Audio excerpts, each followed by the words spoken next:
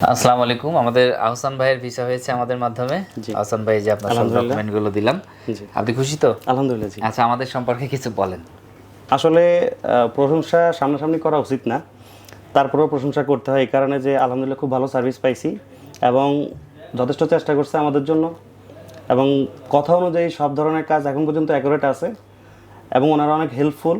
বিশেষ করে ব্যবহার, ওনাদের যে আচার আচরণ ব্যবহার প্রত্যেকটা মানুষেরই অনেক হেল্পফুল এবং উদার মনের একদম বলতে পারেন, এবং অনেস্টলি কাজ করে।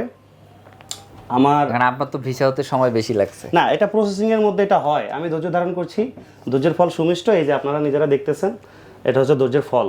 এটা হচ্ছে আমার পাসপোর্ট। তো আলহামদুলিল্লাহ যাইতেছি, এটা ফ্লাইট টিকিট আমার হাতে আছে। ধৈর্য ধারণ করছি এই কারণে আমি এই পর্যন্ত পৌঁছাতে পারছি। অনেকে নিয়ে যায় পাসপোর্ট, যে দেরি হইতেছে কেন, এই বিষয়। কারণ ওনাদের হাতে যদি সব ক্ষমতা থাকতো তাহলে আমি আসা মাত্রই পাসপোর্ট এবং আমার ভিসা দিয়ে দিত, কিন্তু সব ক্ষমতা তো এখান পর্যন্তই না। ওনারা মিডিয়া হয়ে কাজ করে। ভাইয়া, আমি ওনাদের কাছে আসছি, ওনারা আমার কাগজটা নিয়ে অ্যাপ্লাই করবে, ওইখান থেকে আবার একটা রিপিট আসবে, আসার পর ওইটা আবার একটা প্রসেসিং এর মাধ্যমে যাবে। ভাইয়া বলতে মানে এমবাসির সাথে ভাই, এছাড়া কিন্তু আমরা ডিরেক্ট না, আমি ওটাই বলতেছি যে এখানে আমরা আসছি, আমাদের পাসপোর্ট জমা দিছি, এরপরে বাকি কাজ তো একটা প্রসেসিং এর মাধ্যমে হয়। এমবাসি করবে, দুবাইয়ের এমবাসি, যে দেশের কাজ করবে সেই দেশের এমবাসি। মেডিকেলের ব্যাপার আছে, ইভেন আমরা যে দেশের জন্য যাওয়ার জন্য চেষ্টা করতেছি ওইখান থেকে একটা দরকার হয়, পারমিশনের দরকার হয়, যে এটা এইভাবে করেন। তো এইসব প্রসেসিং এর মধ্যে একটা সময় দরকার আছে।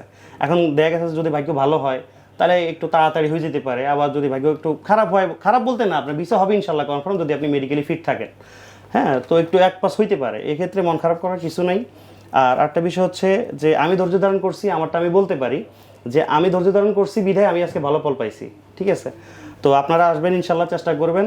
আর বর্তমানে 28-29 জুন, জুন না, 3 জুলাই 3 জুলাইতে মনে হয় মেডিকেল আছে, ইন্টারভিউ আছে। 3 জুলাইতে ইন্টারভিউ আছে। চেষ্টা করবেন বিগ গ্লোবালের মাধ্যমে এবং ভাইয়ের মাধ্যমে চেষ্টা করবেন যে আসার জন্য, যাওয়ার জন্য। আর আশা করি ইনশাল্লাহ যে দুবাই ট্যাক্সিতে একটা ব্রাইট ফিউচার আছে, তবে ধৈর্য করতে হবে। জি, ধৈর্য ধারণ করলে ইনশাল্লাহ করবেন। আমি আগে সিঙ্গাপুরে ছিলাম, তো সিঙ্গাপুর কিন্তু আমি চাইলেই যাইতে পারতাম, কিন্তু সেখানে অনেক হার্ড কাজ, যার কারণে আমার মনে হয়েছে যে না, আমি এখন দুবাই ট্যাক্সিতে যাওয়াটাই আমার জন্য বেটার। তো সেই জন্যই আমি দুবাই ট্যাক্সির জন্য চেষ্টা করছি এবং আলহামদুলিল্লাহ হয়েছে। আপনারাও চেষ্টা করবেন ইনশাল্লাহ। সবাই ভালো থাকবেন। আসসালামু আলাইকুম। ঠিক আছে, ধন্যবাদ ভাই।